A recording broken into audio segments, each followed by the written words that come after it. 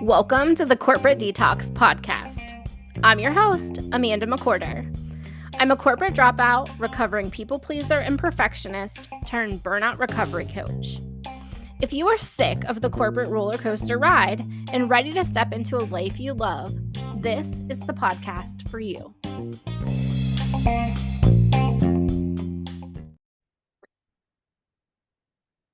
Hey there, welcome back to the Corporate Detox podcast. I'm your host, Amanda McWhorter. And before we jump into today's episode with our amazing guest, I wanted to chat a little bit about the Corporate Detox community. So, the doors to the Corporate Detox community are open for 2024. And if you are someone that has been in this space for long enough, you know that the community was an idea, a dream that I had starting in 2023. And I'm so excited to bring it back bigger and better than ever. So, who is the Corporate Detox community for? Well, honestly, it's for you if you're in corporate and you're looking for a way to battle your burnout, but you know that you don't have the time to devote to one-on-one coaching. So the membership would be great for you. The community is also great if you are in the corporate space and you want to come up with your corporate exit plan. So this is a place that you can get support with like-minded individuals and also have access to the Corporate Detox library, which will have so many tools and resources for you, as well as all the master classes that are in there. And I'll tell you, the biggest thing that I'm so excited to add in 2024 is actually a path within the community for entrepreneurs. So even though this is the Corporate Detox community, I would bet that if you're listening to this and you have your own business and you left the corporate space prior to that, you have seen at some point in your entrepreneurial journey where you have brought bits and pieces of the hustle and grind mentality that we faced in the corporate world into your business. And the majority of us start our businesses so we can have a business and a life that is no longer hustle and grind, right? You want to be able to burnout proof your business. And this is the place and the space and the people to do it with. So if you're interested, check out the show notes. And with that, we'll get back to our episode. I am so excited for you to hear today's guest, Mallory. Okay, Mallory, we had talked a while ago, and I'm so excited for our listeners to get to meet you today. And thank you for making time to come on here, because I know with the time difference, you're up kind of early to get this done. So thank you so much. I really appreciate it. I'm very honored to be here. Thanks for having me. Great. So I'm just going to roll right in, and I want you to go ahead and just introduce yourself and tell us about your Corporate Detox story and really what you do in the world now. Okay. I kind of have two. I had to detox twice, but I'll try and make it brief. So my name is Mallory. My business is Lioness Proof Coaching. And mostly what I do is help women cut out gray area drinking. And I'll get into what that means in a little bit because it's kind of a newer term. But for me, I started my career back in 2012 as a substance abuse counselor. I worked with probation and parole, and I have a bachelor's in psychology, the concentration in community and mental health. And then I got a certificate in addiction studies and a certificate to sort of a license to work with people in a counseling setting, specifically drugs and alcohol. And I did that for a while. But as you can imagine, that's kind of a lot for someone in their early 20s, like working with, big parolees and kind of dangerous parts of town. It was an amazing experience, very humbling because I grew up kind of sheltered. So I got to see a whole other side of life and learn from some incredible people. But an example, like I was, if someone relapsed, it would go against like my key performance indicators for the week. And like, I would have to explain where I messed up that caused the relapse. And I'm like, that's not fair. I didn't give them meth. So, and there was a lot of political, every corporation has their politics, and it was just so toxic. I was having panic attacks constantly. Um, so I called in sick for work way more than I wanted to because I just couldn't function really. I was drinking a lot, ironically. And then I was actually, I guess not ironically, but hypocritically. And I was binge eating a lot at night. Like I would work all day. I would come home. I would, drink a couple beers, eat cake for dinner because I was in my mid-20s. I didn't give a crap. And then I was so anxious and I was putting my body through so much. Um, I decided to try Insanity, the workout through Beachbody on demand, and clean up my diet. I started packing my lunches instead of eating out. I cut alcohol out and I lost a bunch of weight. And then I just really found a level of confidence that I had never had before. So I quit that job, did some other jobs in social work for quite a few years. That was my first corporate detox, was kind of up leveling my health and leaving a specific corporate environment that was really toxic for me. And then recently I got a job coaching in 2021, and it was at another corporation. And then again, corporate politics is just so toxic and confusing, and I'm just not good at playing the game. So I stuck at it and they made me leave, which was very it wasn't mutual, but I was grateful for it. Like it was January of last year, and was doing Gabby Bernstein's 21-day manifestation challenge. And I wrote down, I want to get fired so that I can get my severance package so that I can relaunch my coaching business and really do things my way. Because at that job, I was on a recorded line, and I do not do well on a recorded line. I'm kind of a loose cannon. And then it was very much dictated to me what I could or couldn't say. And that's very hard for me.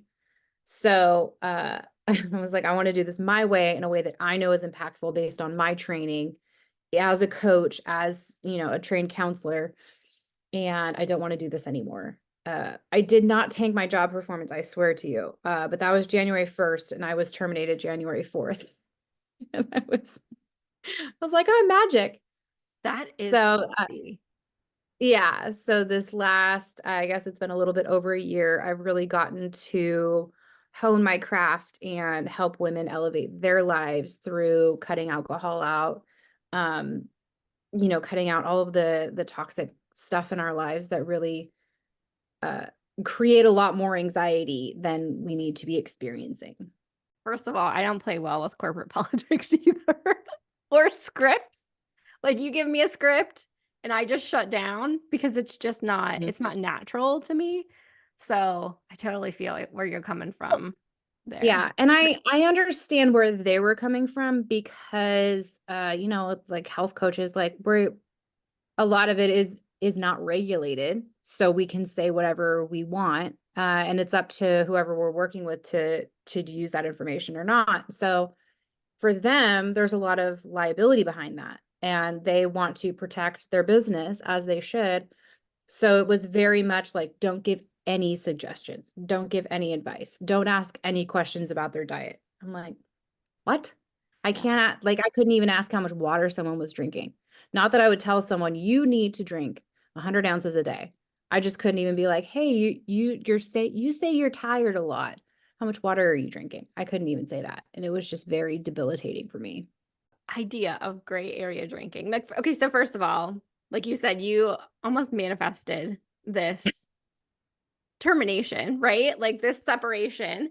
And I think that is just so wild because it's a short timeline too. So it was definitely like meant to be. Hmm.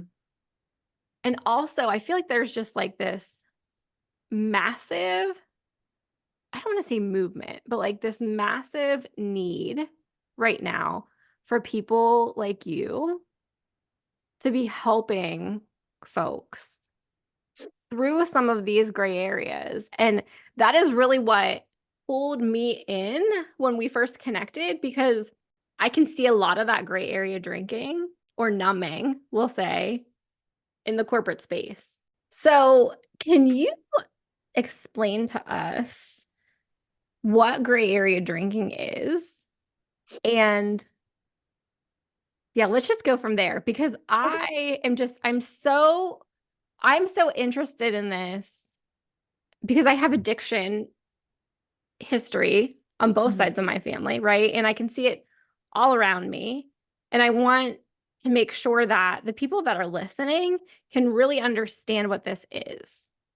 Yeah, absolutely. So if you look at drinking as a spectrum, on one side is the fairly obvious addiction, right? Like what you've probably seen in your family. Uh there's it's affected your relationships. People have lost trust in you. It's affected your health. You've probably lost jobs. You might be on probation. Like you've hit rock bottom. It has taken over your life and you're having serious consequences from it. It's big, right? On the way other end of that is people like I call them unicorns. I don't understand how they function.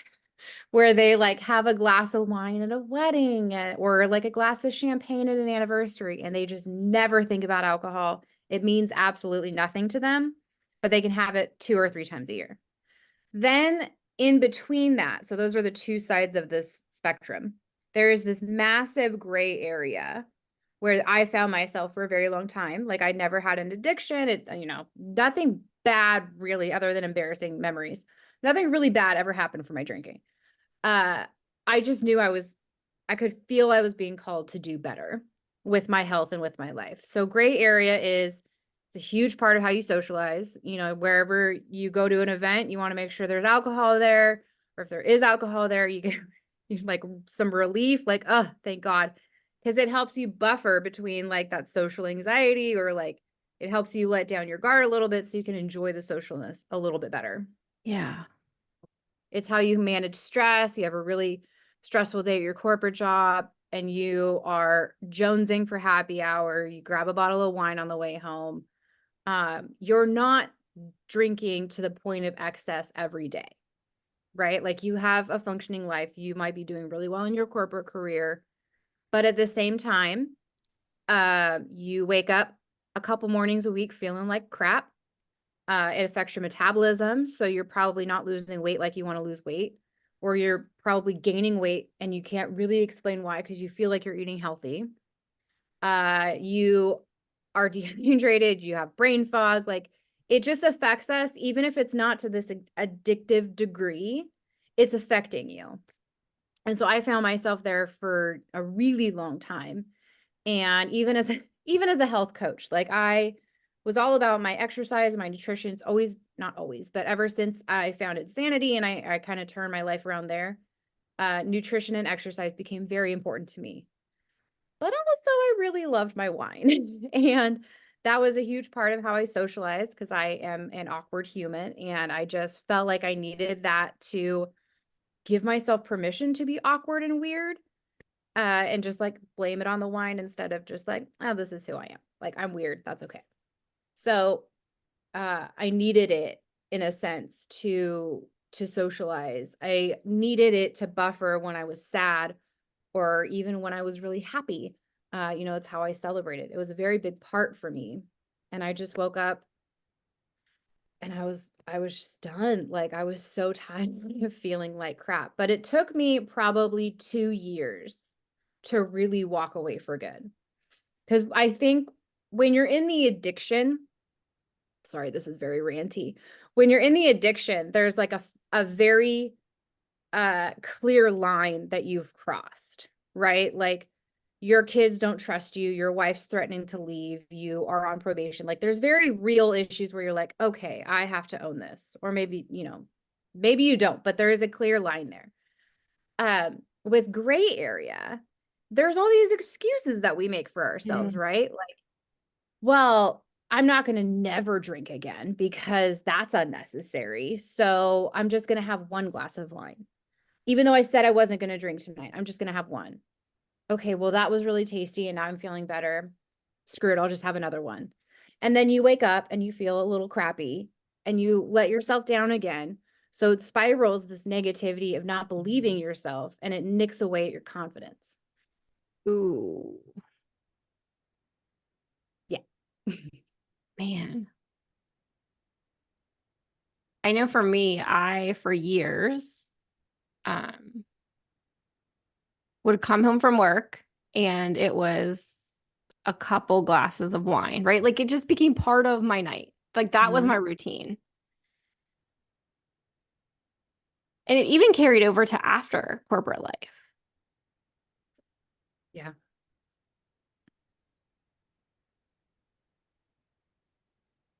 You don't see what it's doing to you, Mm-mm. Because especially it's so especially if everyone around you is doing it too, right? Like, exactly. Yeah. So my husband is in the Coast Guard and, military stereotypes like alcohol is all around me. And it was just, it's so widely accepted. And the thing that was like the nail on the coffin for me that I was able to set this finite, um, I guess, rule for myself, for lack of a better term, that I just don't drink anymore. Two things happen. One, I found a really interesting video from Dr. Daniel Amen. Excuse me. He's a psychiatrist. Are you familiar with Dr. mhm, Amen? Okay. So he posts a lot on social media about alcohol. And I didn't know that the studies we hear about how like a moderate amount of alcohol is good for you, right? Like drink your wine at night because the resveratrol helps you live till 100. Those were paid for by the alcohol industry and flawed in how they were conducted. So they manipulated the data to make it look like you should drink. But new research is coming out showing that all alcohol intake, so those of us in this gray area, it increases your chance of 7 types of cancer and dementia. And from that, I found my why. Because I think if you're going to change something so big in your life, like, it's not drinking around people that drink is different. And it takes some grit to work through that frustration at first. You have to have a really big why, right? Like to be an entrepreneur, to get out of corporate America, to change your lifestyle, like you have to have a big why. And for me, and when I heard that from Daniel Amen, I pictured myself at 80 and my daughter having to like take care of me and watch me die slowly and not remember her. I was like, oh, I can't do that to her. Like I haven't been able, I don't get to have a second baby. She's all I have. And so I just feel like she deserves so much. And I want to be able to like travel the world with her and play with her and her kids and just like be sharp until whenever I'm done on this earth. And if alcohol is going to in any way take that from her, I'm out. It's not worth it. It's just not worth it. So whenever I feel like now whenever I have a bad day, because it's still in my house, like my husband drinks, it's fine. Uh I'll see the beer in the fridge and there's still like a little part of me that's like, oh, screw it, just have one. And I'm like, no, I'm not. But it doesn't feel like I'm white knuckling it because it's so powerful in my head of like, okay, yeah, this is a fast no for me. yeah. Man, I can't shake that image now. Right? Wow. And of So, course, as a disclaimer, like a lot of stuff causes cancer. I'm not saying that people that get yeah. cancer act it in any way, but like to the best that I can control it, I'm going to.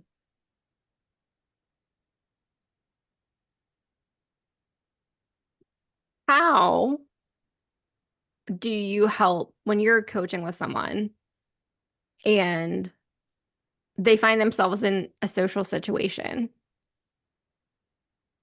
How do you help them get through that with grace and not feel awkward or out of place or um I even want to say like that they're not part of the group. That's a great question. It's different for everyone. So I like to I always try to make my coaching more about like asking questions than me just telling someone what to do Yeah. because all of our experiences are different. But for this last woman that I supported through that, shift, what I always say is make sure you show up relaxed and full. So I have on my website a before I drink checklist, and it's just different ways if you're feeling stressed out, like especially corporate America is a great one for that one. Um, have I meditated today? Have I done tapping today? I don't know if you're probably familiar with tapping, but it's a great way to like release emotions from your body instead of just like, Oh, shoving them down yeah. or anything. Have I taken a hot shower? Have I nourished my body? Am I hydrated? So all of these ways you check in with yourself before you go to an event. And then no one actually cares what's in your cup. Yeah. They just don't. Yeah. So, uh, if you go in feeling good, you've set a rule for yourself, like a loving, limiting rule. I am not going to drink tonight because I deserve a lot better than feeling like crap tomorrow. Because if you go in wishy-washy, like, I don't think I want to drink tonight, you've set yourself up to drink. Especially if you're like me and you're a little bit like anxious in a social situation because you're weird. You have to set a finite rule and stick to it. Because when you wish wash, you're setting yourself up to do it, and then you're nicking away at your confidence even more. So you're nourished, you're hydrated, you come up with a mocktail that you like. I love club soda and lime. I think it's delightful. Or I drink decaf coffee, if I'm at a restaurant or something. Find something that you like that, keeps your hands busy. And then if someone has a comment, just screw them. Like Mm, most people genuinely don't care. The people that do want help justifying what they're doing, and that's not your responsibility. yeah. Oh my gosh. So, I mean, I remember working with folks that, I mean, they had to buy some form of alcohol before they left. We worked in a grocery store. Okay. So they were buying something before they left. And some of them were even consuming it on the way home. Like it didn't even make it home. Like that's where their stress levels and that was their coping mechanism. Like that was just part of their routine at this point. Yeah. And if you're listening to this and this is making you kind of think like, wow, maybe I fall in this gray area. Do some evaluating, right? Like what areas of your life is it affecting? Is it affecting you, your performance, how sharp you are, time with your kids? I think of like coming home on a Friday night if I were drinking and then like Saturday morning, what does that look like? Are we having quality family time or am I like vegged out on the couch? Yeah, exactly. Exactly. Like I was just tired of losing out on time with Cheyenne because I would lose out on time with her because I deserved to unwind, right? Like that's true. You work hard, you deserve to unwind and like not have to necessarily play with your kid 24/7 when you're home. But then I lose out on more time with her the next day because I felt like crap. So Yeah. it's not fair to your kids. And I would say if you're listening to this and you have you experience a lot of anxiety like I do, challenge yourself to 30 days without it. Like you do not have to start with a hard and fast, I'm never drinking again. Cause that I didn't start there. I started with, challenging myself to 30, 60, 90 days without it and rewiring those habits slowly. But it's insane how much less anxiety I have now that I never have, and my body's never having to detox and retox from alcohol. It took I think it was like about, I don't know, a week maybe. I think it was my first weekend of not drinking. I woke up on a Saturday morning and my brain just like, ooh, woke up and I just like a fog lifted and I was in a really stressful situation and it didn't make my body anxious. And I was like, I did not know how much alcohol was creating the anxiety that I was blaming on my life. Like I drank to deal with my anxiety, but my drinking was making me anxious. Yeah. It was I just didn't, and you don't really get it until you feel it for yourself, I think. Mm. So I have a birthday in November and I love going to wineries. Like I just love the vibe of it. And it's just become something that my partner and I do, right? So went to some wineries And I made the decision. I did not tell anybody because I was like, I'm going to commit to myself 30 days without anything and just see what happens. And I went 2 months before anyone realized. Really? I was just making a different decision, right? I love Like, that. I mean, I got bottles of wine for Christmas and I just made the decision not to open them. And I grabbed sparkling water instead or tea or whatever it was, right? Like, I just made a different decision. And then, family situation, like, we're pouring some champagne, and my aunt's like, "Do you want some?" And I'm like, "You know what? I will." I drank like a little bit. Mhm. And I'll tell you, I didn't love it like I did 3 months prior to that. It was I could, crazy. yeah.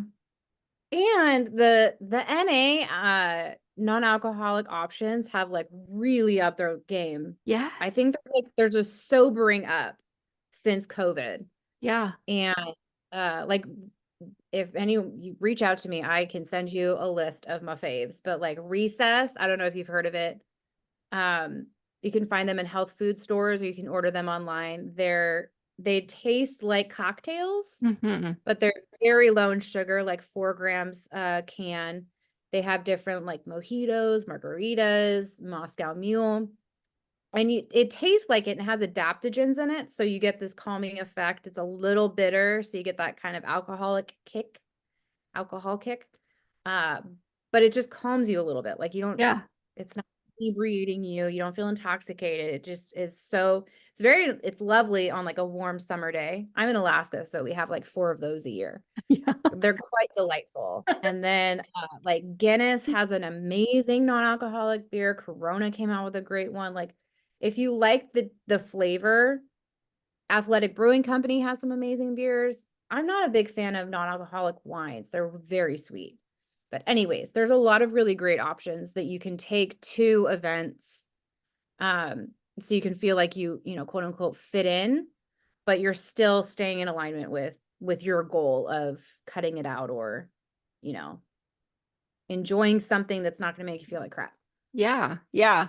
I I've been impressed with the amount of restaurants that have like great mocktail menus these days. Like it's fun. I think it's more fun to pick something like that I've never had than stick with what I've had for years. Yeah. Ritual is a brand of mocktail. They're like fake liquors. Hmm. And they have a tequila that tastes like mezcal. So it's like a smoky, they use different herbs and stuff. I don't know. There might be meth in it. I don't know. It's very good. It's very good. And so last summer I got that and I was making margaritas and I gave one to my friend who really likes her alcohol. And she was shocked how much she liked it because she thought it was going to be stupid. She was like, "Oh my gosh, this is so good." She Yeah. said, "I still drink the real stuff." I was like, "That's fine. I just wanted you to see if you like it." Yeah. Oh my gosh. That's great. So how do you typically work with folks? Like, is it a one-on-one setting or group work? Yeah, I do mostly one-on-one. I'm better one-on-one as a Yeah. coach. I like the intimacy of it, and the vulnerability because there's so much unnecessary shame around this stuff. Yes. Yes. Like, I'm not an alcoholic. You don't have to call yourself one either. Like, we like wine on weekends, you know? It's not like Yeah. it says anything bad about us. It's just let's cut it out. Anyways, mostly one-on-one. I do like to do, 30-day challenges so people can kind of get that feel for life without it with some help. So we do like a group on Facebook and then I give, different tools and tips and they have access to me if they have any like moments of weakness when life gets really overwhelming. I can kind of coach them through it. It's really fun. I like that one. That's Yeah. awesome. Yeah. So I always look back on my corporate detox journey and think of all the things that you had brought up, meditation, tapping, like those are things that I wish I knew about in the corporate world. But the reality of it is like so many people were just like in the grind constantly that there's like no time for that.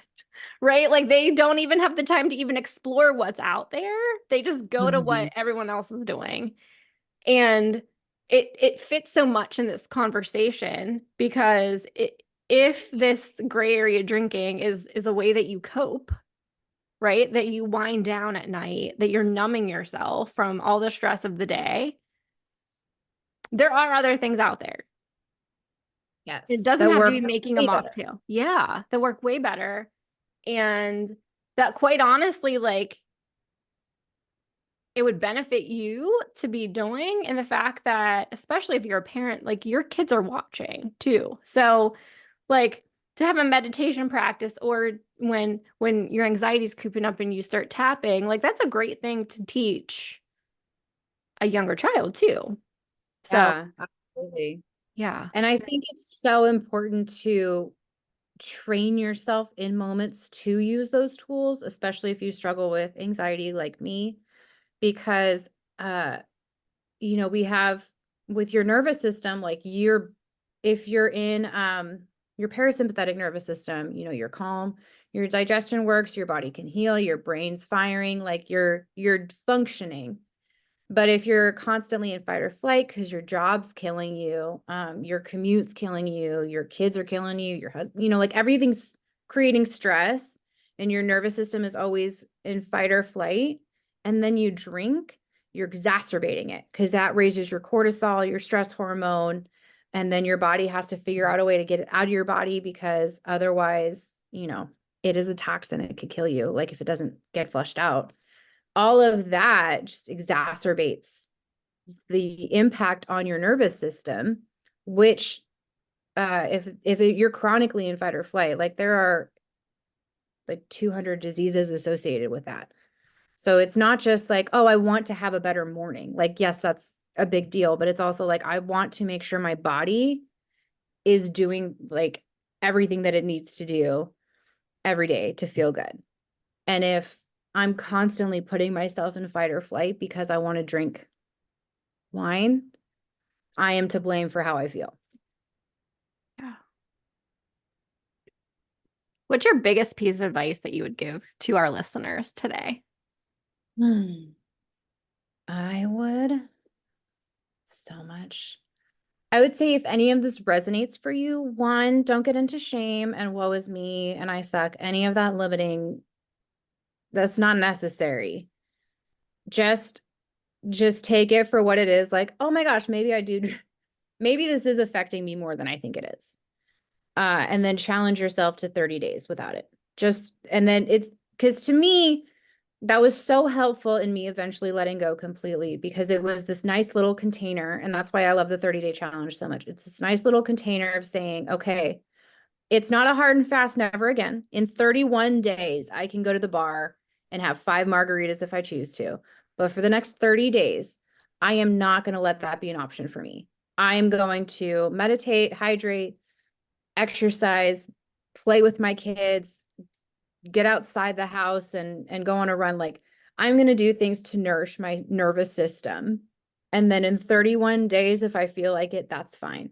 And I think having that space creates more curiosity and like self-care than just like this white knuckling of like, oh my gosh, 30, I'm not going to drink. I'm not going to drink. I'm not going to drink. It's like you can eventually, but for these 30 days, you're not. Mm. That's my 30, advice. 30 days is totally doable. It might seem like it's not, but I can promise you, if you have a great leader, join a challenge like this. Mallory's going to walk you right through it and be there to support you the whole way. So thank you for that. Thank you. Thank you. How can everyone find you? So my website is lionessproof.com. You can, have a blog on there. You can get on my email list or do a free connect call. You can find me on Facebook. My name is Mallory Simmons or Instagram under Lioness Proof. Awesome. So all the links will be in the show notes. And Mallory, thank you so much for your time and your wisdom and honestly helping support people through this journey because it is so, so needed. To me, not just to kind of gain your sense of self back and your spark, but really to help with like generations after us. 100%. 100%. Yeah, it is generational because we want better for our kids, right? Like they Yeah. don't need this. Yeah, absolutely. Absolutely. So thank you so much. Thank you. This was amazing.